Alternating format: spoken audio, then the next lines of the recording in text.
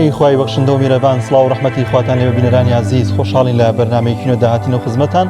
ئەمڕۆژ کۆمەڵێک برگە و بابەت و زانیاریمان بۆ ئامادەکردوون بۆ هیوای تا کۆتایی بینەرمان بن بۆی کە هەموو لایەک سوودمەند بن ئینشاءالله. ئایزان ئەمڕۆژ دوو تەوەرمان بۆ ئامادەکردوون لە تەوەریەکەماندا باز لە کتێبێک دەکەین بەناوی فی ضەلال القورئان کە بزانین ئەم کتێبە باز لە چی دەکات و ئاماج لە وەرگێڕانی بە کوردی چییەوە، هۆکارەکانی وەرگێڕانی ئەم کتێبە چینەوە، چ بوارێکی تێدایە، چه زانیارێکی تێدایە سەبارەت بە قورئانی پیرۆز. و لە تەوەری دومیشماندا باز لە کەسایەتی و ڕۆژنامەنووس کە 12 ساڵ لە ئێستا شەید کراوی زۆر بەڕێز سۆرانی مامە حەمەکە برایەکی لێرە میوانی بەرنامەکەمان بزانین سۆرانی مامە حەمەکیە بوو و تا ئێستا کەیسەکەی بەکوێ گەیشتەوە، زانیاری زیاتر لەبارەی ژیانیەوە لەبارەی ئەو کەیسی کە تیرۆریان کرد لە بەردەم ماڵەکەی خۆیدا و نووسینەکانی زیاتر لە چ بوارێکدا بوون. قسە و باسمان هەبێت لەم دوو تەوەرێتەوە کۆمەڵێک زانیاری و کۆمەڵێک بابەتمان بۆ ئامادەکردوون بۆ هیوای کە سەرجەمیان سوود و ڕەزامەندی ئێوەی عازیز بێت. ئایزان دەستپێکیش دەچین لای زانیاریێک کە باز لە عالمێکی گەورەی کوردەکە دەوی زۆر بەڕێز مامۆستا عەبدولکەریم مودەڕیسە پێکەوە بینەری دەبین. علامە و زانا و نووسەر و مفەسیری گەورەی کورد، ڕافەکار و لێکۆڵەری شارەزای بواری ئادەب و شێعری شاعیرانی کلاسیک جەنابی مامۆستا مەلا عەبدولکەریم محەممەد فەتاح، ناسرە و بە مامۆستا مەلا عەبدولکەریمی مودەڕیس. مامۆستا مەلا عەبدولکەریمی مودەڕیس لە ساڵی 1901 لە گوندی تەکی سەربەناحی خورماڵ هاتوتە دنیاوە و هەر لە سەرەتای ژیانیەوە نیشانەکانی ژیری و زیرەکی تێدا دەردەکەون و داچێتە حوجرە بۆ خوێندنی وانە شەرعیەکان لەو سەردەمەدا. ساڵی 1924 لە تەمەنی 23 ساڵیدا لە شاری سلێمانی ئیجازەی مەلایەتی وەردەگرێت و دەبێتە خزمەتکارێکی دڵسۆزی ئاینی پیرۆزی ئیسلام و مسلمانان. مامۆستا مەلا عەبدولکەریمی مودەڕیس لە مزگەوتەکانی سلێمانی و بیارە و خورماڵ خزمەتێکی باش دەکات. هەرزوو شێخ و دەرەبەگەکان تەنگی پێ هەڵدەچنن و ناهێڵن بە ئەرکەکانی خۆی هەڵسێ و تووشی چەرمەسەری و ئازاری دەکەن. ئەویش ناچارە بە دڵتەنگی ساڵی 1960 کوردستان بەرەو شاری بەغدە و مزگەوتی شێخ عەبدولقادری گەیلانی جێبهێڵێ. هەرچەندە ئەم دەرکردنە بۆ مامۆستا لە سەرەتادا مای خەم و دڵتەنگی بووە، بەڵام هەرزوو خۆری درەوشاوەی مامۆستا لە بەغداوە هەڵهات و وڵاتی ڕۆشن کردەوە و ناوبانگی بە هەموو وڵاتدا بڵاو بوویەوە و لەوێ ژمایەوە و نەگەڕایەوە و تەنانەت لە سەروەسێتی خۆشی لە پەنەی ئارامگەکەی شێخ عەبدولقادری گەیلانیدا بۆ هەتاهەتایی ئۆقرەی گرت. بە شایەدی تەواوی زانایانی کورد، مامۆستا مەلا عەبدولکەریمی مودەڕیس بە پڕبەرهەمترین زانا و نووسەری کورد دادەنرێت لە هەموو بوارە جیاوازەکانی ژیاندا، لە بواری فیقه و شەریعەتی ئیسلامی و تەفسیری قورئان و ژیاننامەی زانایانی کورد و ئەدەب و لێکۆڵینەوەی شێعریدا بەرهەمی ناوازەی نووسیوە. ڕافەکردن و لێکۆڵینەوەی دیوانی شێعری شاعیرانی وەک مەولەوی و نالی و مەحوی و سالم و بێخود و دەیانی دیکە لە بەرهەمی دەست و پەنجەکانی مامۆستای مودەڕیس بوون. هەروەها نازناوی نامی بۆ شێعرەکانی و تەفسیرەکەی داناوە. جەنابی مامۆستا مەلا عەبدولکەریمی مودەڕیس لە ڕۆژی 29 هەشتی ساڵی 2005دا لە تەمەنی 104 ساڵیدا و لە شاری بەغدای پایتەختی عێراق کۆچی دوایی کرد. هەر لە مزگەوتەکەی خۆی و لە پەنای ئارامگەکەی شێخ عەبدولقادری گەیلانیدا بە خاک سپێردرا.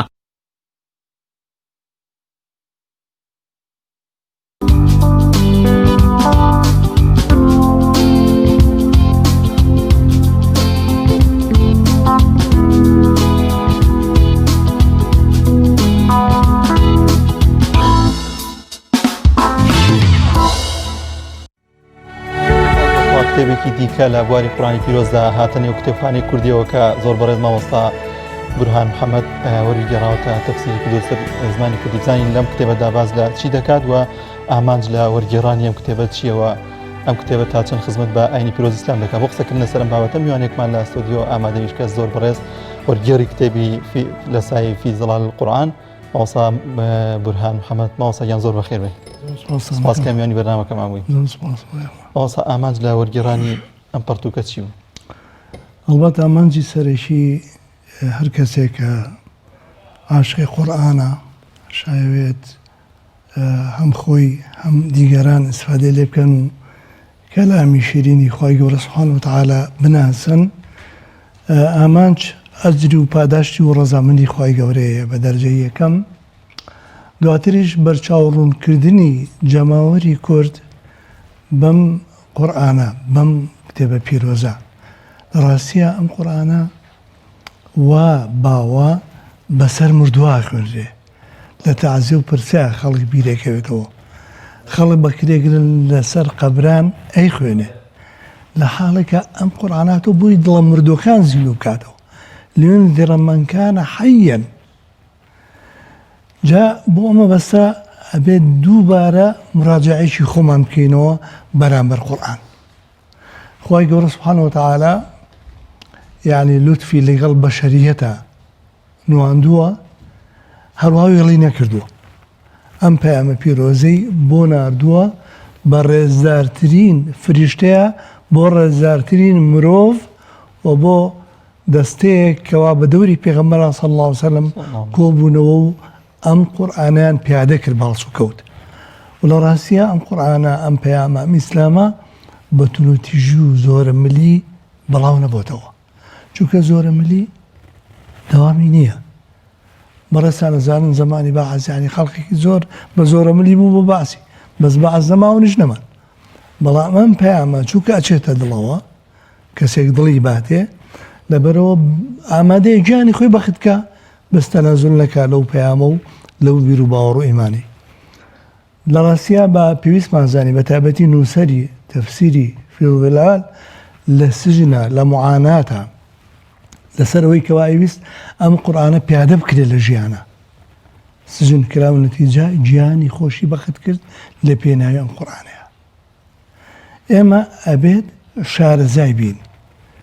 شارەزای قورئان بین و ئەو لە ڕاستیە زۆر بەدڵ ژیاوە لەگەڵیان، بۆ چوونێکی تایبەتی بۆ دروست بووە، فەهمێکی زۆر قوڵ و جوانی بۆ دروست بۆ دەربارەی ئەم قورئانە. یعنی هەموو کەس حەقی وایە هەوڵ بدا قەبەسێک لەوە، نورێک لەوە، سوودێک لەو بیر و بۆچوونانەی دەربارەی قورئان و کەلامی خوا و تەفسیری ئاەتەکان شتێک بزانێ. و کات بەسەر بردن لە خزمەتی قورئانە، لە خزمەتی تەفسیرە لە ڕاستیە ئینسان پیرۆزەکات. هەرخۆکو سەید لە مقەدیمەکە فەرمێ کات پڕ بەرەکەتەکات، تەمەن موبارەکەکە، علمە کەمیش بێ بەرەکەتی تێکەوێ. لەبەرەوە لاوانی ئێمە، گەنجانی ئێمە پێویستە بگەڕێنەوە بە لای قورئان و بەدڵ و ئەو بۆ چوونەی کە بوو کات کتێبێکی کۆنە و بۆ سەردەمی خۆیەتی و یعنی زمانێک بوو یەکێک لەو مستەشریقانە مبارەکانە 60-70 ساڵەوە پێشووی ئەم قورئانە محەممەد شخصیەتێکی زیرەک بووە و خۆی دایناوە. ئەم قسێ نەقڵ بوو بۆ بەناو ڕۆشن بدانی لای ئێمە هەموو کوتوتی ئانوتەوە. محەممەد زیرەک بووە صلی الله علیه وسلم قورئانی داناوە لە حاڵێکە ئەوە ئەسڵ ئەساسی نییە طەبعاً. پێغەمبەر صلی الله علیه وسلم 40 ساڵ حرفێک لەم قورئانە نەوت. لە پرێکا چییە ئەم هەموو نورە ئەم هەموو بەرەکەتە لە زاری و لە عەمەلیش مەشهور بووە صادق ئەمین. لەبەرەوە قورئان تەحەداکە، تەحەدای بەشەریە دەکا کە بتوانن جارێ لە قۆناغێکە وێنەی ئەم قورئانە دانێ. ئەگەر ناتوانن دە سوورەتی، ئەگەر ناتوانن سوورەتێکی وەکو کەوتەر تا ئێستا تەحەدای بەشەریە دەکا ئادەی بزانم داینێ. لەبەرەوە قورئان کتێبێکی تایبەتە، کتێبێکە بێ بەم بۆ چوونێکی ئاوامان بێ دەربارەی کە خالقی ئەم کەونە تەمان ئێستا دەرەکەوێت ئەم خالقە چەنێ عەزیمە. ئێستا کە عیلم پێشکەوتووە ئەم فراوانی ئەم گردوونە دەرکەوتووە و ئێستا تازەترین نەزەریە مەزەندە کرێت گەلە ئەستێری وایە 13 ملیار و نیو ساڵی ڕووناکی دوورە. ڕووناکی لە یەک چرکەیە 300,000 کیلۆمەتر ئەبڕێ. ئەم خالق عەزیمە هاتووە ئیحتیمامیە بەم زەویە بچکۆلەیە لەم گردوونە و بەم ئینسانە لەسەر ئەم زەویە و کردوێتی بەجێنشین لەسەر زەویە، بەڵام هێڵی نەکردووە. ئێوە ئاڕاستەی بکات لە ڕێگەی ئەم قورئانەوە. لەبەرەوە تا تەفسیر بنووسرێ و هەر کەسێک بینووسێ، هەر کەسێک تەرجمەی بکات، یعنی تەرجمەی قورئان نا، تەرجمەی تەفسیری تر ئیشێکی باشەکات، ئیشێکی پیرۆزەکات. ئینشاءڵڵا خوای گەورە لای ڕەحمەت لەم میلەتە ئاکاتەوە بەم پەیامە. میلەتی ئێمە بێکەسە، میلەتی ئێمە 1 ساڵی بێ لێ دراوە کراوە بە 4 پارچەی سەرکیەوە حتا کاتی خۆی کە لە حروبی سەلیبیا کە تێکشکان بەهۆی سەلاحەدینی بووە یەکێک لە پاپاکان کە زانی وتوی خەریتەی مانتیقەکەم بۆ خەریتەکەمیان نابوون سەلیبەکەی داکەن کاتێک ئینگلیز عێراقی داگیر یا مانتیقی داگیر کرد ئەوەی تەطبیق کرد جا گەڕانەوە بووی ئەم سەلیبە تێک بشکێت و ئەم پارچانە یەک بگرن ئەوە بە پابەندی ئەم قورئانە و بە تێگەشتن لەم قورئانە بێ ئینشاءالله. زۆر باش مامۆستا جیازی ئەم کتێبە چییە لەگەڵ تەفسیری قورئانەکانی تردایە واتە لەگەڵ ئەو قورئانە پیرۆزانی کە تەفسیر کراوەتە سەر زمانی کوردی جیازەکەی چی ئایا شیکردنەوەی زیاتری بۆ کراوە لە ئاەتەکانی پیرۆزە؟ بەڵێ لە ڕاستیە خۆی هەر تەفسیرێک تام و چێژی خۆی هەیە ئەم تەفسیرە زیاتر ئینسانە خاتە بواری عەمەلیەوە ئافاقێکی لە فکر بۆ ئەکاتەوە ئافاقێکی لە بەندایەتی بۆ خوای گەورە بۆ ئەکاتەوە ئافاقێکی بۆ کاتەوە کە چی بکا و چۆن بکات لەم فتریا کە میوان لە زەویە تەمەنی بەزایە نەدا گەنجەتی بەزایە نەدا عمری بەزایە نەدا فەراغ و کاتی بێئیشی بەزایە نەدا کاتی سەحەت و تەندروستی بەزایە نەدا لە خزمەتی ئەم پەیامە بێت چونکە لە ڕاستیە ئەم قورئانە وەکو ئێشێک لە غەربیەکان کە دوای موسڵمان بووتبووی تەمان شاهدی یەکەمی هێنا لە دکتۆرایە لەسەر قورئان توان تۆ چۆن ئەوە ئەم قورئانە تێگەشتی وتی من هەستم کرد ئەم قورئانە زۆر لە فەوقەوە لە بڵندیەوە قساکە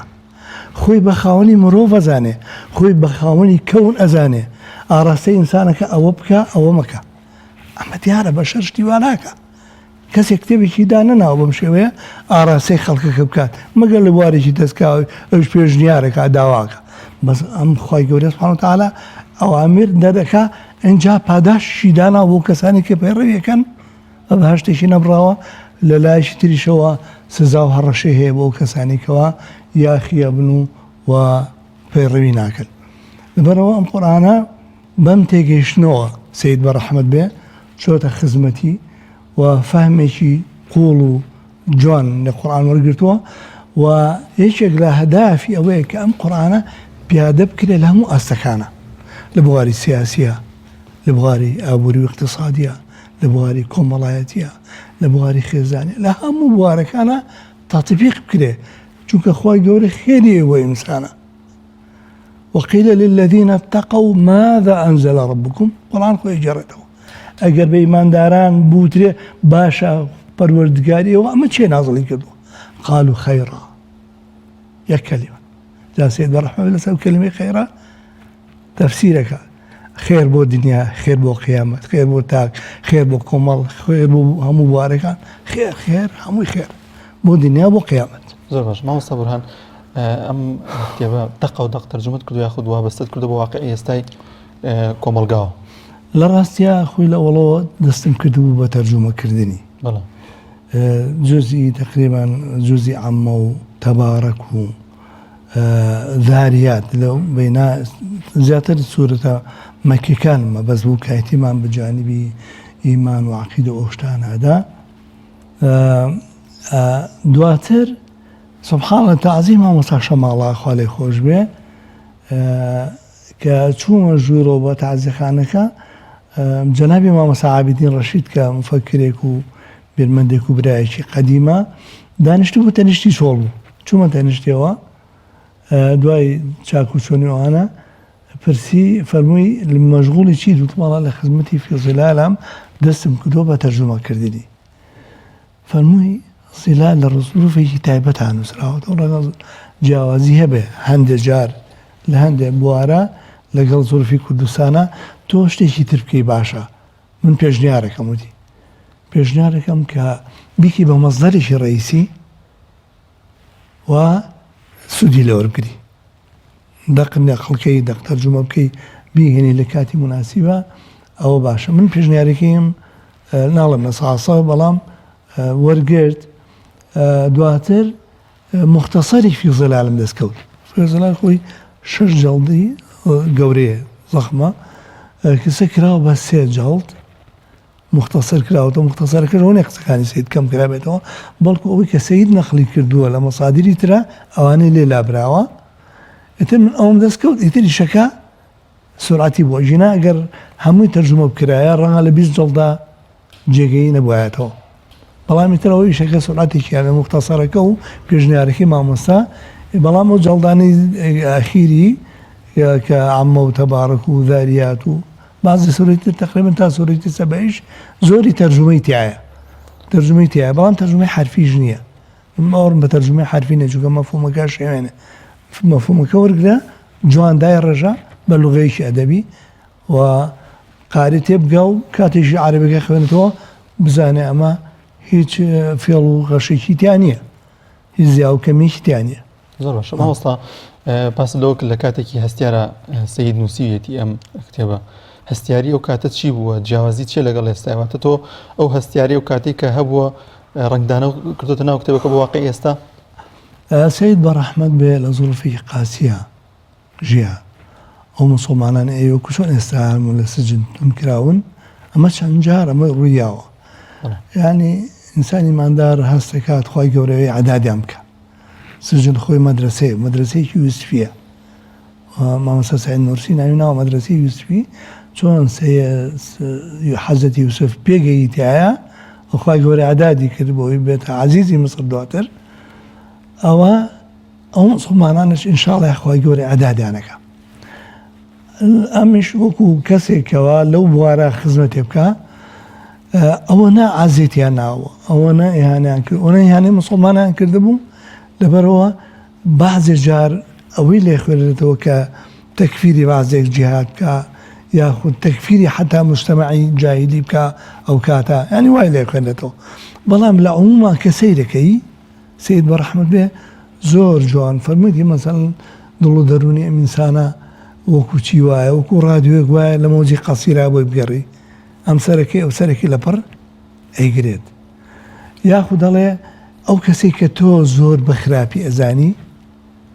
ئەگەر زۆر لەگەڵ لە تەعامل جوان بێ بۆ دەرەکەی مەکامینی خێری تایە قابلی گۆڕانە ئەوانەی هەیە ئەوشی لێ خوێنێتەوە هەندێک جار جاوە بەنسبەت مجتەمەعی ئێمە واقعی ئێمە لە ڕاستیە واقعەکە ینی ناکرێت و نابێ معقولیش نییە ئێمە مامۆستا هوڤەیبی کاتی خۆی فەرموویەتی نەحن دوعاتون لا قوضات ئێمە کەس تەکفیر ناکەین جا ئەو بوارە تۆزێک خۆم لێلایەوە بۆی تۆ مجتەمەعی ئێمە الحەمدولله مجتەمەعێکە لە عموما مجتەمەعێکی مسڵمانە بەڵێ دینی کاڵە یا ئەوەنە واقعی سیاسی خراپی بینەوەنە زوڵمی لێکراوە لەوانەیە سارد و سرە ڕووی تێکردیانە زەخت لەسەر گەنجەکانمان هەیە ئاراستەکرێ بۆ نێرگەلە و بۆ ئەنوە ئەشکاڵ ئیتێجاهاتی سەقات یعنی ئەگەر بێت و ئەسە و مامۆسایی کاچێت لە نەرگەلخانەکانە وتارەیە یا چێتە دەشتێکەوە مجموعی دانیشتون مەشروع بەخۆنەوە ئەم دانیشە قسەیان بۆکە یعنی بوار هەیە ینی بۆی کەوا خەڵک جۆ بۆ بگرێ مادەم هەیە ئێتر ناکرێت گوناحە تۆ تەکفیری مجتەماع بکەی بۆ تەکفیرکردنی خەڵکیش خێری تیانە ئەو ئازادیش درات کابرا توانێت گوێ لێ بگرێت ئەیچی ئەو کاتە خی گەورە ئازادی ئەو ئینسان فەمەن شاء فلیؤمن ومن شاء فلیکفر لا إکراه فی الدین نەزانم ئەمە هاتانە بۆچی ینی فەرامۆش کراوە ئەو داعش و مەعاشەی لێ دروست بوو کە وەچی ئیسلامیان تا ڕادەیەک ئینشاءڵڵا ئیسلام ناشری نابێت ڕۆژە پەڵە هەورە چڵکە لە بەری ئەگرێ لاچێ شەوە هەر ڕۆژە بێتەوە ئەوە ئینشاءڵڵا ئاوایە جا ئەو تەکفیری مجتەماع خۆمان لێلایەوە خەڵک هەمووی دانین موسڵمانە بەڵام التیزامات دەرجەی التیزاماتی فەرقی هەیە ئەمانەیە مولتەزیمەکان زۆر بن دیندارەکان زۆرتر بن ساڵحەکان زۆر بن متەقیەکان زۆر بن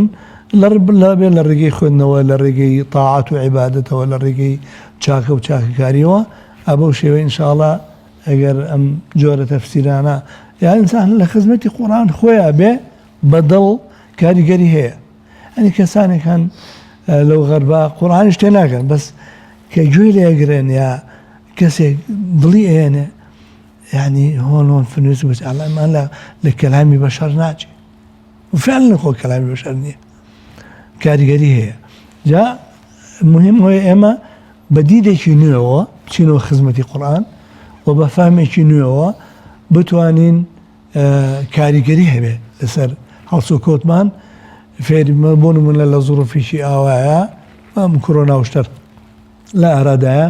فێری ئەومان بکات دوعا و نزا و پاڕانەوە خۆی گەورە جاری وایە تاقیمان نکاتەوە بۆی لێ پاڕێنەوە بۆی دوعا بکەین بۆی بگەڕێنەوە بۆ لای ئەمە مەسەلەن لە قورئان ئەمە ئەم فامە وەرەگیرێ کاتێک زوڕفی گرانی یا کاتێک دەسەڵاتێکی گەندەڵ و خراپ وەزعەکە شێوێنێ ئەبێت تۆ پەنابەری بزانی خەلەلەکەی چێڵە لە ئێمەوە نییە چێلە لە خۆمانە نییە کە ئێمە هەوڵمان نایوەکو پێویست ئەو خەڵکە بەرەو دینداری بەرین حتا ئەوانەشکە دەسەڵاتدارن تیان گەین کاکە ئەم دەسەڵاتە بۆ کەس نامێنێ کێ تەسەورێکە ئەو سەدامە لەناو بچێ ئێوە خۆلو بەقوتر نین لەو زیاتر نین ئەوە تا ئەو پەڕێوەیە لەو غەربا کە بە حساب دیموکراتی پیاداکەن 400 جارێک یا ئەو پەڕێ بۆ دوو خولە ینی چی ئەمە ئەوە خۆتی بۆ کوژی ئاوا خۆ خەجاوەت و ڕوزە دی لای دنیا خەڵکی خوا و لای خواکەی لە دنیا و قیامەت ئەمە ئەبێت تێبگەن حتا حکامیش ئەم پەیامیان پێ بگا باشە بەڵکو ئەمە خوایە تیانە بێ بگۆڕن و کاتی خۆی دەسەڵات کە بگۆڕێ کاریگەری زیاترە لەسەر خەڵکەکە دەسەڵاتی باش خێری باش هاتەوە لە ڕاستیە زۆر باش ئەو سەبورهان جەنابێت لە ڕابردوودا خەوانی تەفسیری قورئانی پیرۆزیت ئەوەی لەم تەفسیرەدا بەدیت کە چ جیاوازیەک بووە چ شتێک یاخود چ ئاەتێک یاخود چ بوارێک زیاتر سەرنجی ڕاکێشای کە بیت خوێندنەوت بۆم کتێب هەبێت و تەفسیری بکەیتە زمانی کوردی لە ڕاستیە ئاەتی زۆر هەیە لە قورئانە کە کاریگەری هەیە لەسەر ئینسان و ئاڕاستەیەکە بۆ ئەوەی زیاتر قوڵ بووی دابچێ سەرەتا ئێمە لە خزمەتی تەفسیری ئاسانە بووین کە الحەمدوللا ڕۆڵی بوو بەڵام تەفسیرێکی مختصرە چونکە ئەو کاتە ئەمانویست بە خێرایی چۆن لەڵێ بە خێرایی چینی ڕۆشنبیرمان تێبگا لەم قورئانە کە چۆن پەیامێکە و ئەمە هینی هیچ کەسێک نییە ئەمە هی ئەسحابی پێغەمبەر صلی الله علیه و سەلەم گەنج بوون بە زۆری لە 15 ساڵەوە تیانە بۆ تا 25 و دانەدانەیەکیان ڕەنگە لە 30 بەرەو ژوور بوو بێ ئەمە وا تەسەوور نەکەین هی پیرەمێرد و هی تەنها شێخەکان یا مەلاکان یا سۆفەکانە ئەمە هی ئینسانە پەیامی خوا یا ئەیها الئینسان يا أيها الإنسان تنظر القرآن يا أيها الإنسان ما غرك بربك الكريم يا أيها الإنسان إنك كادح إلى ربك كدحا فملاقيه يا أيها الإنسان يا بني آدم يا أيها الناس أما بو بشريته أما سرتا أما الحمد لله بفضل إخوة هم فضل إخوة على راسها أجينا نوع علماء هي ونوع هنا بلام خواهي قولا فضل زورا بسر معنوا ئەومان الحەمدوللا ئامادە کرد دواتر داوایان لێ کردم کە بەڵکو شتێکی مفەسەڵتر ئامادە بکەم هیچ نەبێ دوو ئۆنی ئاسان ببێ تەفسیرێکمان بە ناوی ڕۆشنەوە جا ڕۆشنەکەشی لێرە هەیە یعنی کە تەفسیری ئاەتەکان هاتووە کۆپڵ ئاەتەکان تەفسیری ڕۆشن هەیە ئینجا چوومەتە سەر لە سایفی زیلالە ئەوەش الحەمدوللا توانیمان بۆ کەسانێک بەرچاو ڕۆشنتر بن حەز بۆ بکەن بەرچاو ڕۆشنتر بن ئامادە کرد دوایە برادێک پێشنیاری کردی گوڵبژێرێک دەرچووە لە قورئان بۆچی تەرجمەی ناکەی مامۆستا وتم وەڵاهی من کاتی خۆی لە ساڵی 72 بوو مامۆستا مەلا عوسمان خوا عافیکە مەجموعەیەکی فی ظیلالی لە بەغا بۆ هێنام دانیشتم خوێندمەوە لە بازێ شوێنە تەشیری بازێ ئاياتم کردووە یا تەفسیری بازێ ئايات کە زۆر جوان سەید بە ڕەحمەت بێ تەحلیلی کردووە ئەوەش و ئەمە شتێکەڵەکەم گوڵبژێرێکمان دانا گوڵبژێرێک لە سای فی ظلالدا یا لە گوڵزاری فی ظلالەوە الحەمدوللا ئەوە کرا دواتر خوشکان لە هەڵەبجەوە پێشنیاریان کرد وتیان مامۆستا سوورەتی واقیعەمان لە ظیلالە بۆ تەرجمە بکەی بینویسیتەوە بە چاپێگەێنین زۆر مەمنونی الحەمدوللا ئامادەمان کرد دواتر برادەرانیکی تر وتیان سوورەتی یاسین بەس قەرارە بەسەر بۆ دوا بخوێنرێ بۆ مردووەکەیە بۆ زیینەکانی دەورێتی ئەمەش الحمد تفسير سورة ياسين شم لقى الواقعات دمج كردو كرما من عمل كيك دواتر هر تشجيعا كرد من دوست وأحباب شوما خدمتي جزء عامة الحمد لله تماما كرو بتشابان قلت لها ورد فيها هاتين هتا هم تكميل بو ولا والله عدد شيء كمان لبتشابان هر جلد تشابه بو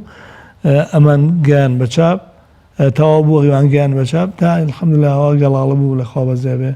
أو كان روجيكا هم طبعا قرار بولا رمضان پیش رمضان جات دستمان ما رمضان أو تقريبا 8 سالشي بيچوه تا گيشو تاوا الحمد لله سپاس بخوا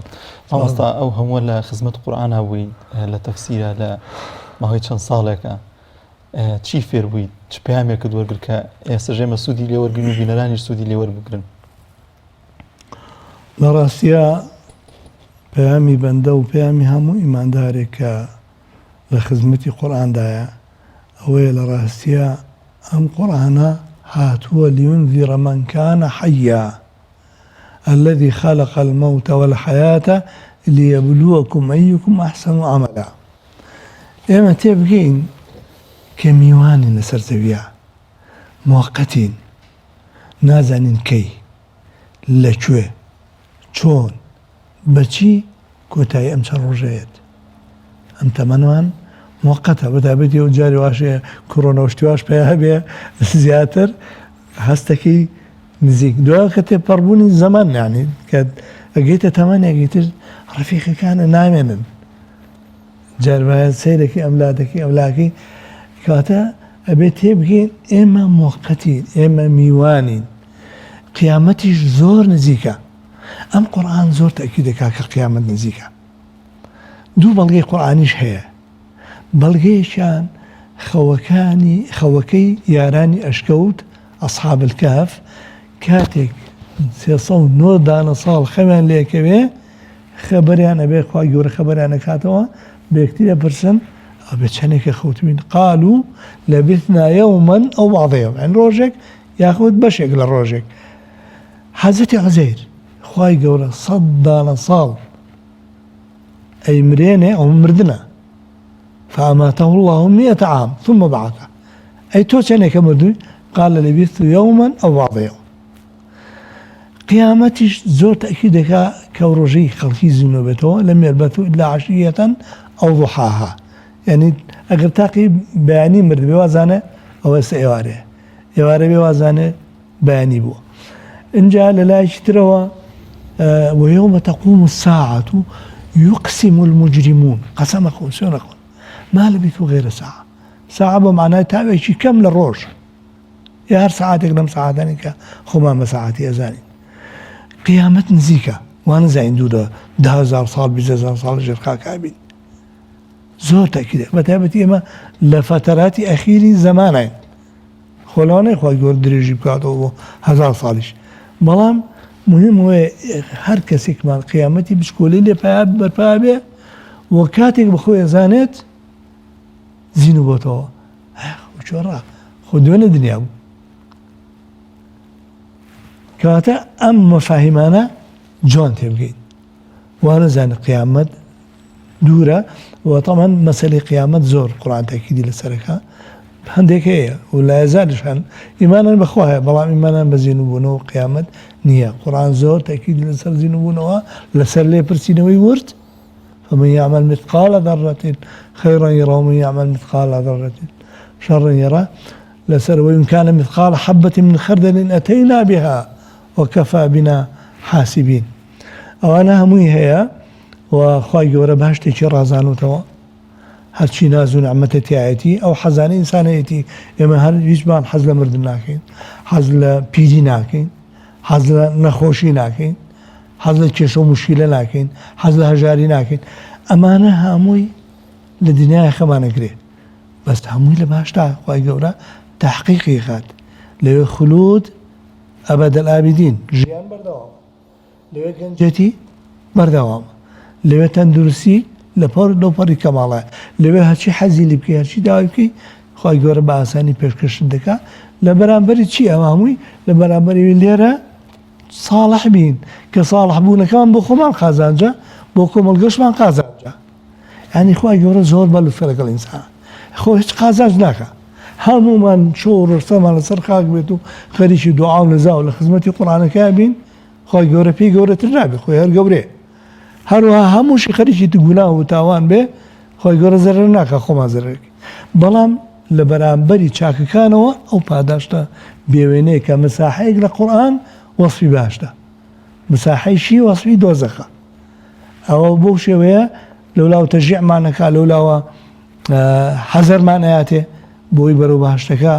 هەنگا هەڵگرین بۆی خۆمان لە دۆزەخە پارێزین و ئەشزانەیە خۆی گەورە سوبحانەهو وتەعالا ئینسان ضعیفە ئەو خولق الإنسان ضعیفە لەبەرەوە دەرگای تەوبەشی واڵایە هەر کاتێ هەڵە بکەین و نابکەین ڕابردوومان چەند نەتەڵق بێ ئەو مژیانشی زۆر تیا قورئان چەند نەتەڵق بێ نەخوای گەورە لێت خۆش بێ گوناهەکانیشی بۆ گۆڕێ بە چاکە ئەوە نەخوایکی بەلوتفە لەبەرەوە حتا بتوانین لە خزمەتی پەیامەکانیا بین لە خزمەتی قورئانەکەیە بین هەر کەمە و کاتی ئینسان بەرەکەتی لەوایە کە لە خزمەتی و پەیامە بێ و تەطبیقی بکە و پەیڕەوی بکات ئاستاوی کە من زۆر سەرنجی ڕاکێشام لە تەفسیری ئاسانە جگەلەوەی کە عەزیمی و دەسەڵاتی خۆی گەورەمان بۆ دەرەکەوێ یعنی میهرەبانی خۆی گەورە لە ئاەتێکە ئەفەرمێ کە دایم زۆر سەرنجم بەلای منەوە کە خۆی گەورە ئامانجێتی کە مرۆڤەکان ڕقوکینە لە نێوانیاندا نەچێنێ دەڵێ کاتێک کە لە هاوسەرانتان جیابوونەوە کە لە کاتی جیابوونەوە دیارێکیان پێشکەش بکەن ینی ئەمە زۆر گەورەیە کە خۆی گەورە ئەوێ ڕق و کین لە نێوان دوو کەسان نەبێت هەر بە خۆشی و بە میهرەبانی و کۆتایی بەو پرۆسەیە بێت ولا تنسوا الفضل بينكم يعني بعموم فهمه چاکەکانی ڕابردووتان بەرامبەر یەکتر فەرامۆش مەکەن خۆی گەورە ئەوێت بە شەریەت بە حەساوە بێ مرتاح بێ لە یەک ئەمین بێ یەکتری خۆش بێ یەکتری خۆش بێ حتا عالمێکە فەرمێ بێ کافری خۆش بێ ئەگە خۆش نەوێت چۆن ماوەیەکی بۆ ئیسلام چۆن ماوەڵێکی ئەبێ ڕقی لە کردەوەکەی بێ لە کوفرەکەی بێ نەک لە شەخسەکە خۆی ئەبێ هەوڵبەی ئەو کوفرە و کوچە زوویەک زاراوی وایە دەریهێنی بە حیکمەت لە هەوڵی ئیسلاح ئاوی ئەمە لە ڕاستیە فامێکی جوانێوێت و تەحەموڵ و سەبریشی ئەوێت کە ئێمە پیرۆستترین ئیشە ئیسلاحی خەڵک ئیشی ئەنبیایە عەلەیهیمو السەڵاتو وەسسەلام دواتر شوێن کەوتوانیان پیرۆستترین کارەکە لە سوپاس بە خۆی گەورەی سەر لە ڕێگەی ئەم دەستگایانەوە لە ڕێگەی سۆسیال میدیاوە ئینسان ئەتوانێت خزمەتێک بکات خوا بکا کەسانە بن لایک بکەن یاخود گوێ بگرن ئیتر بۆ خۆی وردە ئینشاءڵڵا کۆمەڵگەی ئێمە بەرەو خێرە چێت بەرەو سەربەرزیە چێت لە ئاسایی ئیسلاما ئینشاءڵڵا سەیان دوا پەیامەت چییە بۆ گەنجان بۆ کۆمەڵگاکە زیاتر ئیحتیمام بە خوێندنەوەی قورئانی پیرۆز بن لە خزمەتیا بن لە ڕاستیە هەوڵ بدەن کام جوان فێری ببن جوان دوای ئەو جوان فێربوون تەمان تەجوید و ئەوانەی لەگەڵاوێ ئەنجا جوان تەطبیقی بکەن و بەدڵ بیخوێنەوە و لە شەو نوێژەکانە کە خۆی گەورە سەرەتا ئەمری کردو بە پێغەمبەر صلی الله علیه و سلم ئەکرێ ئەمرێک بێ بۆ هەموو خەمخۆران ئەم میلەتە کە يا أيها المزمل قم الليل إلا قليلا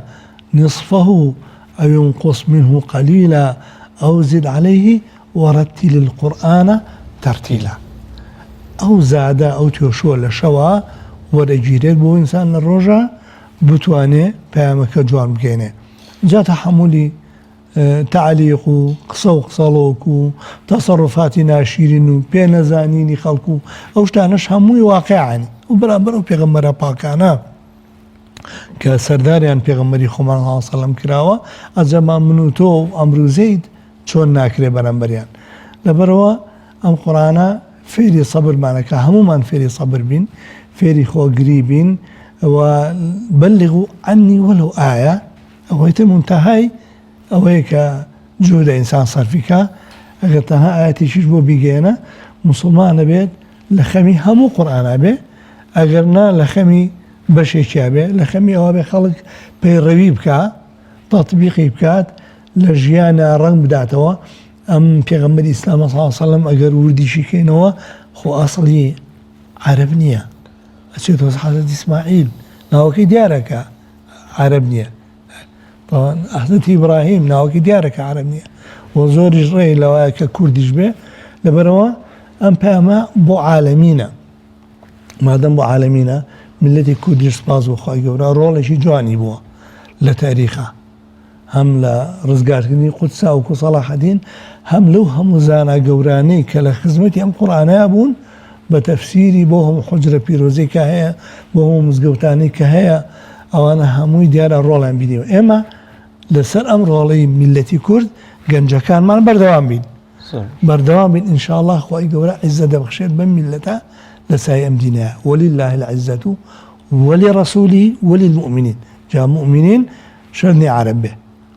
هر أمتك هر ملتك پابندی بێ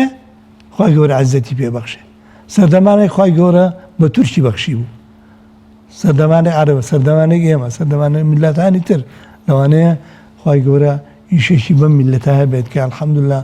ڕووی لە ئیمانە و لە ڕاستێمە خۆ بە خەویش تەسەوڕمان ناکرد لە حەفتاکان و هەشتاکانە ببینە خاوەنی جەریدەیەک مجەلەیەک یا کۆرکە ڕادیۆیەک لە 2000ەکان کەسی خی گەورە ئەمە فەتحێکە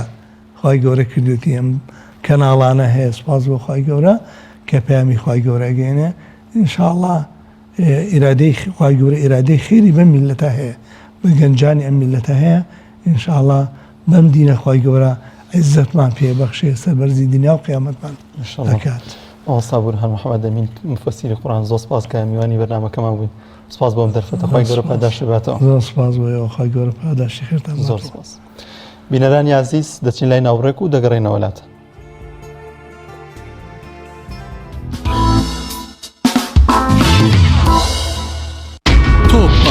تۆپ تاکە بریکاری تۆڕی میدیایی کۆمەڵ بۆ دروستکردن و بڵاوکردنەوەی ڕێکلام تۆپ.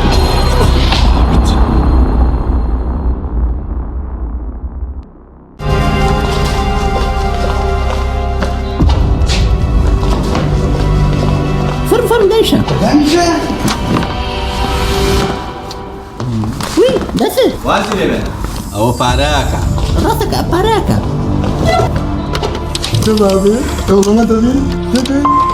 بسيطة بسيطة صبصة بسيطة بسيطة بسيطة لا شيء فير نبي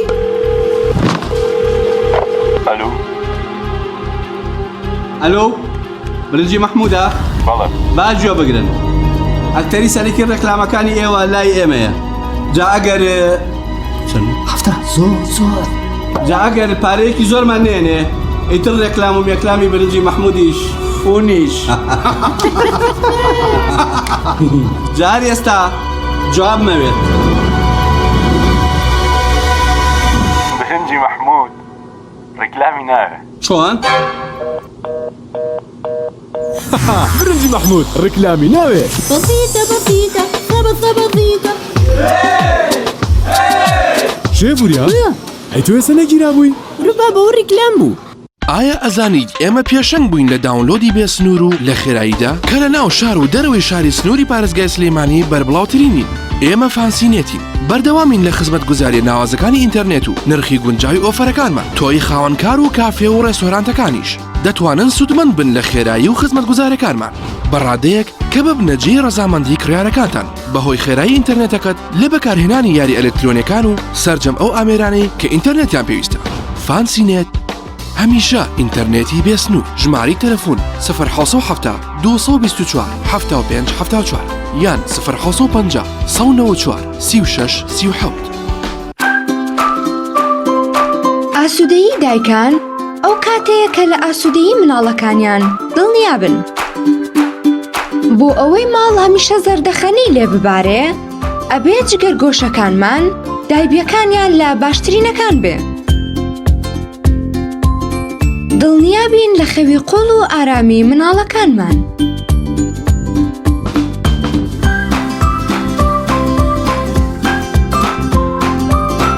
بۆ ماوەیەکی زۆر توانای هەڵمژینی هەبێت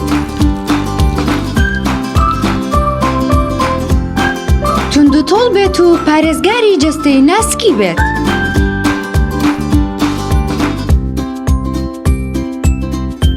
مناڵەکەم داهاتوومە بۆیە باشترینەکانی بۆ بەکارهێنم لەمساش باشترینە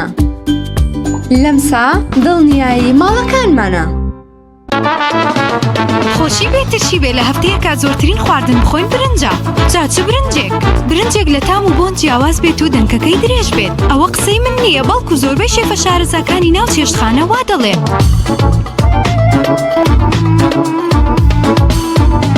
برنجی ئاوزێڕێکی کە لە باشترین برنجەکان 1121 هندیە. وەرن بە یەکەوە برنجی ئاوزێر تاقی بکەینەوە. خۆشی بە لەزەت تەنها لە برنجی ئاوزێڕە. برنجێک بخۆن کە دڵنیابن لەسەر چاوەکەی، چونکە تەندروستیتان لە هەموو شتێک گرنگترە. برنجی سروشتی شیمال باشترین جۆری برنج لە تەواوی دنیا، ئەویش بەهۆی ئەوەی لە خاکێکی بەپیت و جەوێکی شێدار و باراناوی شیمالی ئێراندا دەڕوێت. برنجێکی سروشتیە و هیچ مادەیەکی کیمیایی و حافزەی تێکەڵ نییە و هیچ زیانێکی بۆ سەلامەتی و تەندروستی و قەڵەوی نییە. بگرە زۆریش بەسوودە. پێکاتەوە ڤیتامینەکانی برنجی سروشتی شیمال: پرۆتین، ئاو، ڤیتامین ئی، کالیسیۆم، ئاسن، مەگنیسیۆم، مەنگەنیز، پۆتاسیۆم، ڤیتامین B1، B2، B3، B5، B6. واتە ئەم برنجی کارگەکان نییە خاڵی بێت لە ڤیتامین، بەڵکو چڵتوکە و خۆمان کڕی دەکەین. شێوازی لێنانی لەگەڵدایە. بۆ دەستکەوتنی برنجی سروشتی شیمال پەیوەندی بکەن بە 070 353 27 27. هەر کات تاقیتان کردەوە خۆتان بڵاوی دەکەنەوە.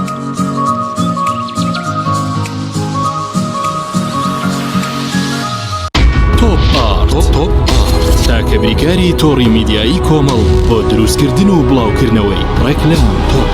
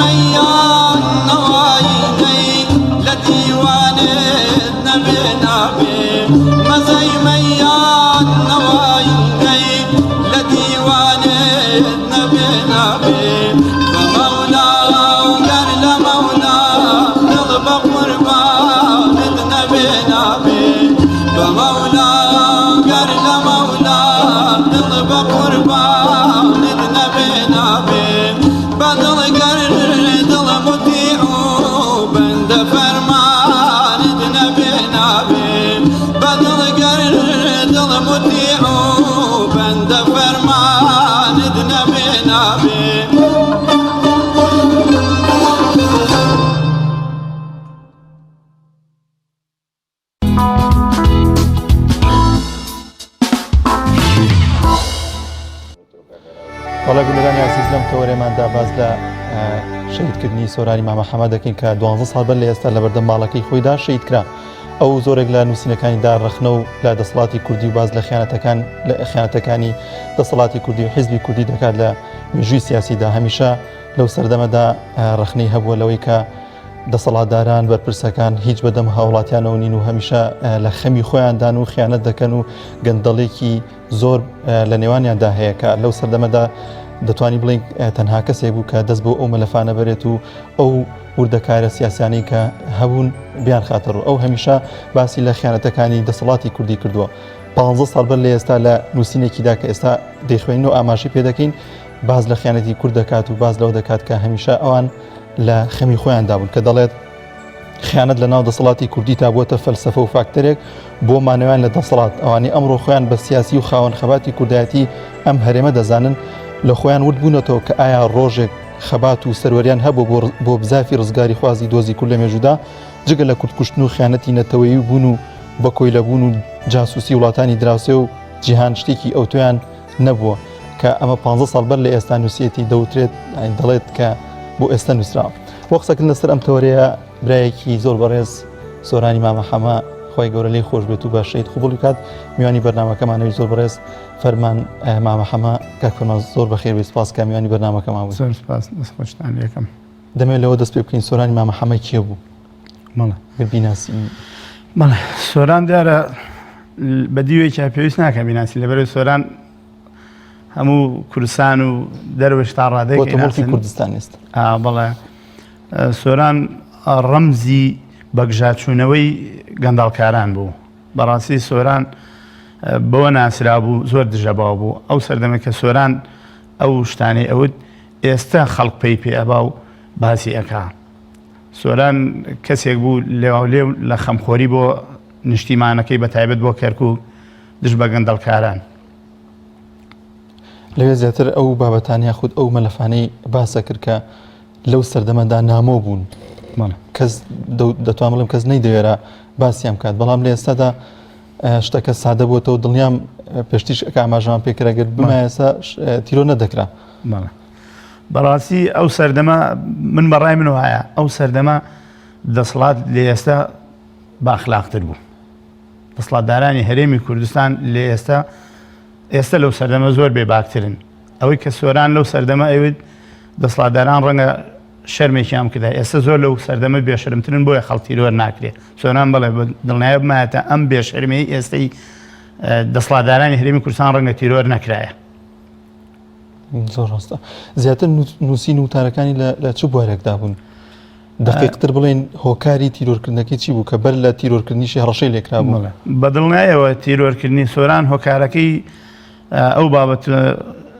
تونوتیژانە بوو کە زۆر بە ئاشکرا بە دژ دەسەڵاتدارانی هەرێمی کوردستانە ئەچووە بە گوێیانی ئەدا. سۆران پێشبینی بۆم وەزعی ئەمڕۆ ئەکرد. سۆران 12 ساڵ پێش تیرۆرکردنی لە شعرێکاڵێ فول لە چلای و شەمەکەن با تاریکی سەرتان نەخوا گلێنەی قەڵەم کوێرمەکەن با مێژوو نەفرەتان لێ نەکا. بەڕاستی ئێستا دەرکەوتەوە گلێنەی قەڵەمیان کوێر کرد موچەی مامۆستایان بڕی مامۆستایان تێ هەڵدراو کرد مامۆستایان دەرکرد لە قوتابخانە. ئەنی ئەو سەردەمە سۆران ئەو قسانەی کرد ئێستا دەسەڵاتداران جوان نییە لەو قسانە ئێستا ڕاهاتون لەسەر قسانە. بەڵێ سۆران نووسینەکانی زۆربەی نووسینەکانی لەسەرەوە بوو کە بە تایبەت لە کەرکووکە گەندەڵێکی زۆرەکە قوڕخکاریەکی زۆرەکرا. ئەتر ئەوە دەسەڵاتدارانیش کە لە کەرکووکا بوون زیاتر لە خەمی نەوت و خۆ دەوڵەمەندکرد نابوون. سۆران دایم ئەمە بە جوانادا. سۆران پێشەوەی تیرۆر بکە بەڵە هەڕەشەی لێدرا لە هەند دەسەڵاتداران و سندیکای ڕۆژنامەنووسانشی ئاگادار کردبووەوە کە هەڕەشەی لەسەرە. بەڵام دیارە سندیکای شەو کاتە هەروەکو ئێستا لەژێر دەستی حیزبا بوو قۆڕخ کرابوو لەلایەن حیزبەوە. زۆر باش کاک فەرمان ئەو سەردەمی کە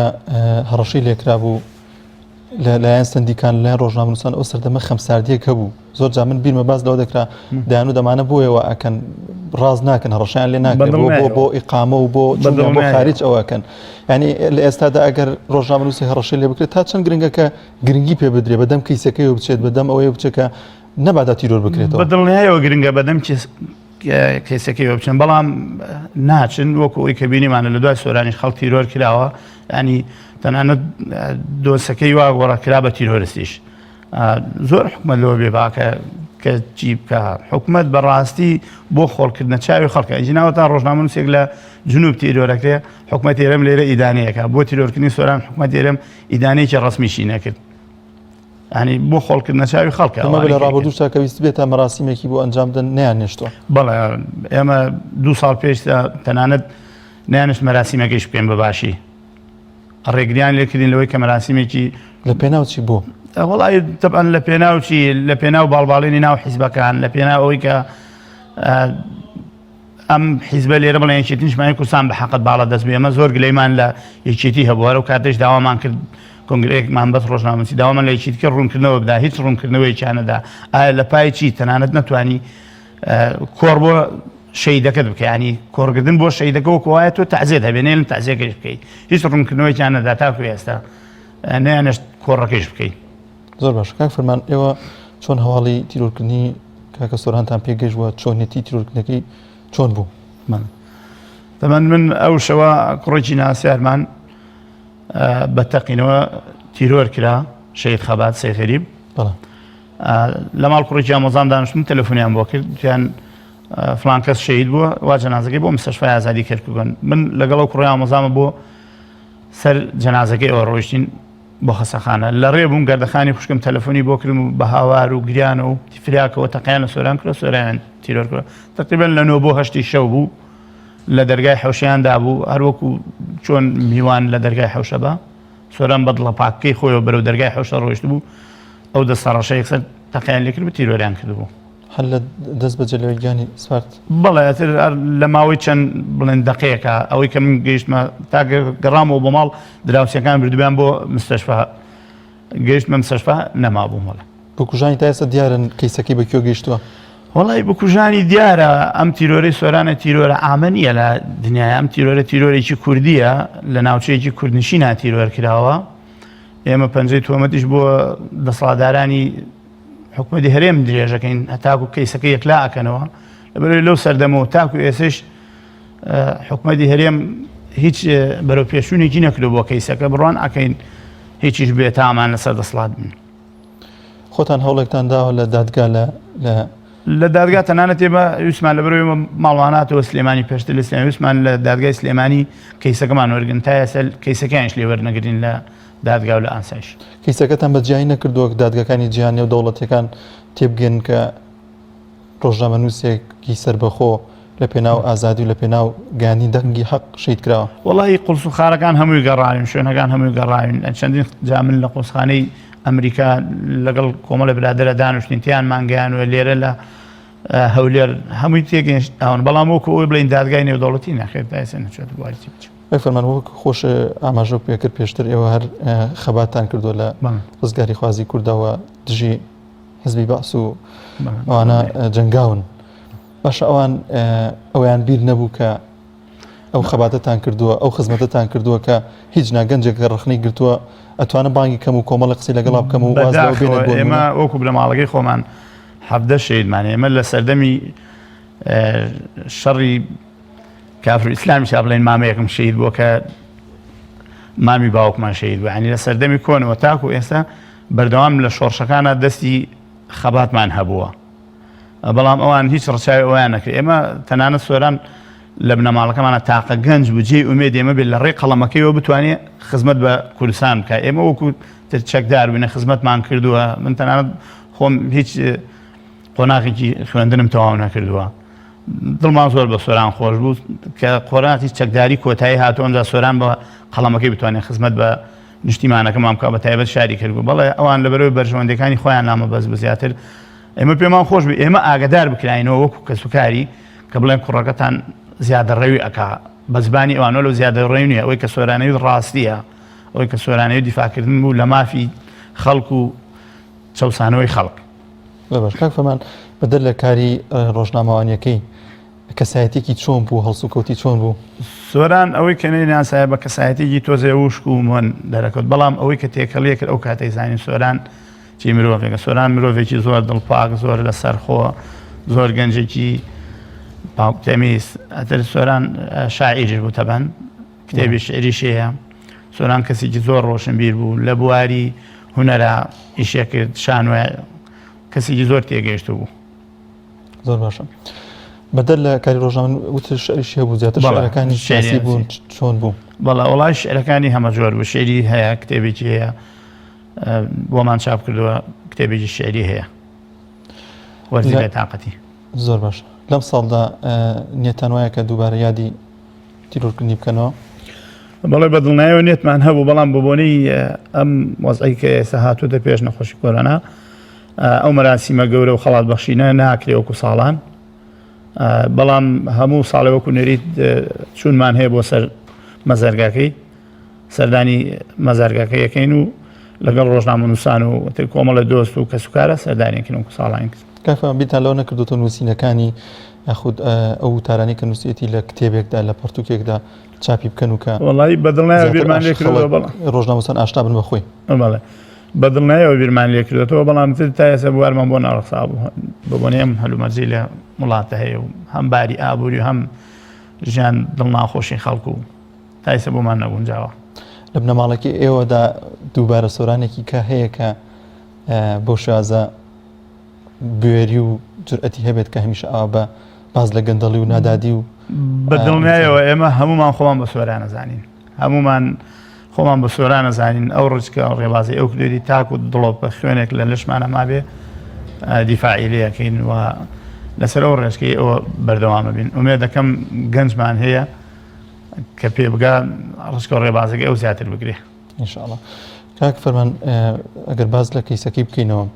ئێوە هەوڵتان ناوە کە کەیسەکەی بەکوێدا ینی بەکوێ گەیشتووە داخراوە؟ کەیسەکەی لای ئێمە بەکراوەیە هەتا ڕۆژی قیامەت، لای هەموو ڕۆژنامەنووسان بە هەمان شێوە، لای خەڵکی ئازادی خواست بە هەمان شێوە، بەڵام لای حکومەت هەرێمی کوردستان بەڕای من هەر دوای تیرۆرکردنی ئەوان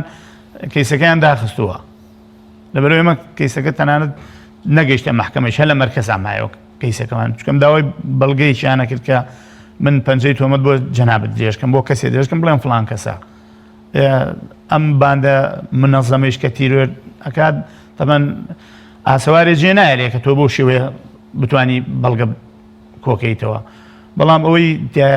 تیرۆرەکە لە ناوچەیەکی کوردیا کراوە، لە بندەسی حکومەتی هەرێمی کوردستانە کراوە، پێشتر هەڕەشەی لێ کراوە لەلایەن شەبەحەکانی دەسەڵاتی حکومەتی هەرێمی کوردستانەوە، پێشتر سەندیکای ئاگادار کردبووە. ئەنی بەڵگەیەکی وانە ڕەشەکان بە تەلەفۆن بوو یان چۆن؟ بەڵێ بە تەلەفۆن بوو، هەڕەشەکان لە ڕێی تەلەفۆنەوە لێکرا، ژمارە تەلەفۆنەکانیش بڵێن درابووە سندیکا و سندیکای لێ ئاگادار کراوە. ئەوان ئەو کاتە هیچ هەڵوێستێکیان نەبوو؟ هیچ هەڵوێستێکی وانە نەبوو، تەنانەت ڕەنگە ئەو کاتە سندیکایش وا تێگەشتیانە سۆران بووە بێ خۆی پێ گەورەکە بچێتە دەرەوە و لجووی پێوەرگێت. چەند جاریش بە سۆران ماوەم تۆ بەنەشتێ دەرەوەی تاک و دایکم بێنە دڵم نایە دایکم جێبم بچمە دەرەوە. زۆر باشە، زۆر سپاس بۆ بەڕێز فەرمان، ئەمە سپاس کە میوانی بەرنامەکەما بوو. دەستخۆشتان دوارە بۆی دەستان خۆش. بینەرانی عزیز دەچینە هەولێر لای پەیامبەر حوسێن بزانین زانیاریەکانی پارێزگای هەولێر چین پێکەوە بینەری دەبین. بەڵێ سڵای خی گەورە لە تۆ لە تەواوی بینێرانی کەناڵی ئاسمانی پێم کاکە دانیار، دەمێ بە شێوەیەکی گشتی لەسەر دۆخی وەرشی کوردستان قسە بکەم. زۆر زارە و قسەی دەوترێتن وەرشی کوردستان ئینا لیلە و ئینا ئیلەیهی ڕاجعون لێکراوە، فاتیحەشی لەسەر خوێندراوە، بەهۆی ئەوەی کەوە ماوەی 130 ڕۆژە زیاتر لە 4 مانگە هیچ سالاکێکی وەرشی لەسەر ئاستی کوردستان بەڕێوە نەچووە. بە تۆپی پێدەڵی بە یاریەکانی تر بەلا باسکە تێنس هەموو یاریەکان وەستاوە. ڕاستە ئێستا لە دۆخێکی ناجێگیردان کەەوە ڤایرۆسی کۆڕۆنا وەکو لایەنە تەندروستیەکەی هەیە و هاتوچۆی نێوان شارەکان نیە، بەڵام ئەو دۆخەی بەسەر وەرشی کوردستان داهاتووە. ئەگەر لە ڕابردوودا بەهۆی قەیرانی دارایی، بەهۆی نەبوونی خەمخۆرێکی وەرشی، بەهۆی نەبوونی بەرپرسێکی باشی وەرشیکەوە خەمخۆر بێ بۆ وەرشی کوردستان کە هەمومان دەزانین وەرشی کوردستان لەسەر حکوومەت وەستاوەتەوە، حکوومەتیش لایەنە دارایەکە کە لایەنە دارایەکەی بۆ خەرز نەکرا نەتوانراوە چالاکی وەرشەکان بەڕێوە بردرێتن، بەڵام دەتوانین بڵێن ئەمە بۆ ئەوە دەگەڕێتەوەکەوە کەسێک نەبووە بەرپرسێکی وانە بووە خەمخۆری وەرزش بێت و بتوانێتن لایەنە وەرشیەکە لە ڕووی چالاکیەکانەوە ڕێک بخاتەوە هەر بۆیە لە ڕابردوودا چالاکی وەرشیەکان زۆر بەکەمی بەڕێوە چوان دەتوانین بڵین هەندێک یاری بۆ ماوەی 4 ساڵ دەبێتن هیچ چالاکێکی بەڕێوە نەچووە کام دۆخی بەسەردا هاتووە هەمان بێدەنگ بوونە بەهۆی ئەوەیەوە بە لایەنە تەندروستیەکەی کە ڤایرۆسی کۆڕۆنای وەلایانی هاتوچۆیاتی نێوان شارەکان کە نییە بەوە پەردەپۆشی بکەن بەڵام دەتوانین بڵین لەم دۆخەدا ئەوەی کە زەرمەند دەبێتن یاریزانانە چۆن فەرمانبەران کە لە فەرمانگە حکومیەکان داوام دەکەن و موچە لە بەرامبەرەوە وەردەگرن یاریزانانیش لە ڕابردوودا کە مەشقەکانیان ئەنجام دەدا یاریان ئەنجام دەدا گرێبەستیان لەگەڵیانەکان موچیان وەردەگرت بەڵام ئێستا ئەو یاریزانانێک کە بژێوی ژیانیان لەسەر یاریکردنە بەهۆی ئەوەی کەوا مەشقیان نیە یاریان نیە بژێوی ژیان ئەوانیش ڕاوەستاوە و ناتوانن هیچ کارێشتریش ئەنجام بدەن ئەوەی زۆربەی هەرە زۆری یاریزانان دەتوانین بڵین هیچ کارێک ئەنجام نادەن ئەوەی کە ئەنجامیش دەدا گەڕاوەتەوە بۆ کرێکاری کە ئەمە لە چاو یاریزانانی دەرەوە ئەگە بەراوردێ بکەین ڕەنگە بەراوردێکی زۆر ناڕێکیش بێ کە یاریزانانی جیهان لە دەوڵەمەترین کەسەکانی جیهانن بەڵام یاریزانانی کوردستان دەتوانین بڵێن لە خەڵکی ئاساییش کەمتر داهاتیان هەیە ئەمە وەکو بەراوردێک وەکو بەراوردێکی لەگەڵ عراق دەتوانین بڵێن لەم ڕۆژانە زۆربەی یانە عراقەکان گرێبەستی یاریزانەکانیان نوێ دەکەنەوە بەشێک لە یاریزانان بە گرێبەستی 400 میلیۆن 500 میلیۆن گرێبەست نوێ دەکەنەوە بەڵام لە کوردستان یانەکان بێدەنگن گرێبەستی یاریزانان نیە بۆیە زۆربەی یاریزانە کوردەکان لە ئێستادا لەو چەند ڕۆژەی ڕابردوو نزیکەی 6 بۆ 7 یاریزان ڕۆیان کردە یانەکانی باشوور و ناوەڕاستی عراق کە ئەوە بە بەدیلی ئەوە دەزانن لە هەرێمی کوردستان کە ئەگەر یانەکان چالاکیان نەبێ ناچار بن بگەڕێنەوە بۆ عراق و گرێبەست لەگەڵ ئەو یانانە بکەن بەڵێ کاکەدانەوەی هەبوو لە لای من ئەوە بوو زۆر باشە کاکە حوسێن زانیاری چی کرد هەیە کە ئەو یاریزانانە کە خۆیان هەوڵی ئەوە بدەن کێشەکانیان چارەسەر بکەن و خۆیان پێکەوە یەکدەنگ بچن ئەو کێشانیان چارەسەرکەن و پامێک بدەنە لایەن دەسەڵاتدارەکان و وەزارەتی ڕۆشنبیری لاوان کە بەدەم داواکارەکانیانەوە بچن بەڵێ ئەو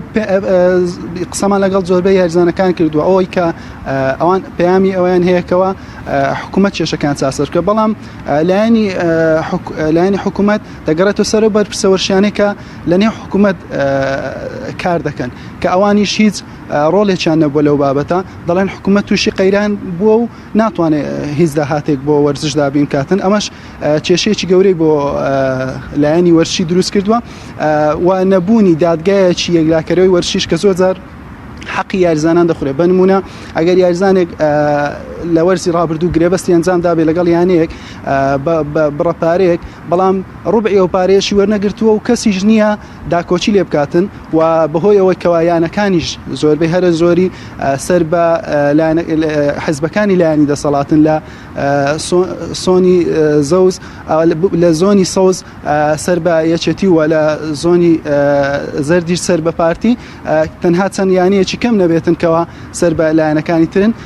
بۆیە کە دێتە سەرەوەی کە یاریزانێک داوای حەق خۆی دەکاتن بە چاو سوورکردنەوە بێتن بە هەر شتێک بێتن لێ ناگەڕێن حەقەکەی خۆی وەربگرێت و ئیهمالی دەکەن من ئێستا لە یاریگەی یانەی هەولێرم چەندین یاریزان لە ڕابردوودا بۆ ئێمەی باس کردووە کە لەلایەن ئەو یانەیەوە حەقی خوراوە بە 200 میلیۆن بە 300 میلیۆن بەڵام کەس نەبووە داکۆچی لێ بکاتن کە حەقی نزیکەی 5 ساڵ 6 ساڵی یان هەبووە تەمەنی وەرشی لەو یانەیە بۆ بەڵام دەتوانین بڵێن بە نیوە کەمتری پێ نەدراوە. کاک حوسێن ڤایرۆسی کۆڕۆنا چاچەم کاریگەری هەبوو لەسەر چالاکی یانە وەرشیەکان و لە نێوان یاریزانان دەبڵاو بۆتەوە ڤایرۆسە یاریزان هەیە هەڵگری و ڤایرۆسانە بێ؟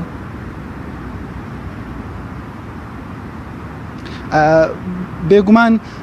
ئەوەی کە لە هەولێر دەگوزارێتن تاوەکو ئێستا هیچ یاریزانێک تووشی ڤایرۆسە نەبووە بەڵام لەو ڕۆژانە ڕاهێنەری پێشووی یانەی هەولێر واروەها کارجێڕێکی ئەو تیپە تووشی ڤایرۆسی کۆڕۆنا بوون ئەوەی کە من دوێنێ گوێبیستی بووم دوو یاریزانیش گومان دەکرێتن کەوا توش بوو بن پشکنینیان بۆ ئەنجام درراوە بەڵام تاوەکو ئێستا پشکنینەکان دەرنەچووە بەڵام دەتوانین بڵێن هەولێر لەو ڕۆ سەلامەترە و دوهۆچیش بە هەمان شێوە بەڵام ئەوەی هەبێتن زیاتر تر ڕەنگە لە سلێمانی بەهۆی ئەوەی کەوا دۆخی ڤایرۆسی کۆرۆنا تا ڕادەیەک مەترسیدارتر بێت لە چاو شارانە لە سلێمانی ڕەنگە هەبێ وە لە کەرکووچیش حاڵەتی مردنیشە بووە بەڵام وەکو ڤایرۆسی کۆرۆنا کەەوە کاریگەری لەسەر وەرزشە بێتن بێگومان هەموو سێکتەرەکانی ڕاگرتووە هەتا لە هۆڵە وەرشتیەکان لە مەلەوانگەکان هەتا ئەو کەسێکی ئاسایی کە بێتن بۆ کێشدابەزاندنیش بێ وەرزش بکاتن ڕەنگە ئەو دەرفەتەی نەبێتن بەهۆی ئەوەیەوە سەرجەم شوێنەکان سەرجەم یاریگاکان سەرجەم مەلەوانگەکان هۆڵەکان بەهۆی ڤایرۆسی کۆرۆنا داخراوە بەڵام ئەوەیەوە ئەو زانیارانەی بەدەستمان کەوتووە لە پارێزگای هەولێرەوە ڕەنگە هەفتەی داهاتوو هۆڵە وەرشتیەکان ڕەنگە مەلەوانگەکانیش بکرێنەوە بۆ ئارەزومەندانی ئەو یاریانە جارێکی تر سەردانیان بکەنەوە و بتوانن ئارەزوی خۆیان بگەێنن. کامێرمان حوسێن محەممەد لە هەولێر و لەگەڵمانەوەی سپاس بۆ زانیاریەکان. بینەران یازی دەچین لای زانیاریەک کە باز لە جەستە و لەشی مرۆڤ دەکات پێکەوە بینەری دەبین. چەند زانیاریەک لەسەر لەشی مرۆڤ بەشی سێم. بە شێرپەنجەی خوێن دەوترێت لۆکیمیا واتە خوێنی سپی. ئەگەر مرۆڤ چاوێکی لەدەست بدات ئەوە یەک لەسەر 5 توانای بینینی لەدەست داوە. مرۆڤ ئەتوانێت 10,000 جۆر بۆن لە یەکتر جیا بکاتەوە. بچووکترین ئێسکی لەشی مرۆڤ لە گوێچکەیدایە. لەشی مرۆڤ لە دوای 40 ساڵیەوە بەرەو پوکانەوە دەچێت. ئەگەر بە هەر هۆیەک بێت جگەر لە ئیش بکەوێت مرۆڤ 8 بۆ 24 کاتژمێر دەژی. سەری پەنجە و زمانی هەموو مرۆڤێک لەگەڵ مرۆڤێکی تردا جیاوازی هەیە. نینۆکی دەست و قاچی هەر مرۆڤێک بە شێوەیەکی ئاسایی هەفتانە 0.5 ملیم درێژ ئەبن. درێژی بڕبڕەی پشتی مرۆڤی پێگەیشت و 70 سانتیمە. بڕی خوێن لە لەشی مرۆڤێکی پێگەیشتوودا 5 بۆ 6 لیتر خوێنە. مرۆڤ کاتێک دەمرێت خانەکانی مێشکی دروست نابنەوە. ڕۆژانە خوێن لە ناو دەمار و ملوولەکاندا 168 ملیۆن میل دەبڕێت. قەبارەی لووت و گوێ بە گەورەبوونی تەمەن لە گەشە ناوەستن. ژمارەی خانەکانی مێشکی مرۆڤ 13 ملیارد خانەیە. پێڵوەکانی چاو لە خولەکێکدا بە شێوەیەکی ئاسایی 25 جار ئەتروکێ. مێشکی مرۆڤ لە بەشێکی زۆر ئاو پێک دێت. مێشکی مرۆڤ ڕۆژانە پێویستی بە 1000 لیتر خوێن هەیە تا ئیشەکانی ئەنجام بدات. خێرایی کۆکەی توندی ناو لەشی مرۆڤ کە هەوای ناو لەش فڕێ ئەداتە دەرەوە خێراییەکەی زۆرترە لە خێرایی دەنگ. درێژی ئێسکی بازوو واتە مەچەکی هەر مرۆڤێک یەکسانە بە درێژی پێیەکانی. کێشی ئێسکەکانی لەشی هەر مرۆڤێک لە 16 کێشی جەستەی ئەو کەسە پێک دێنێت.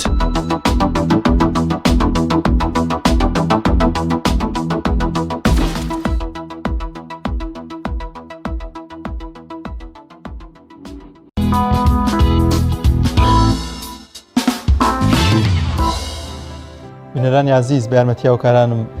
بەرنامەی ڕۆمان پێشکەشکردن بۆ هیوایی کە سەرجەم بڕگۆ بابەتەکانی جێگەی سوود و ڕەزامەندی ئەوی عزیز بێت تا بەرنامەیەکی دیکە بە خواتان دەسپێرین خواتان لەگەڵ.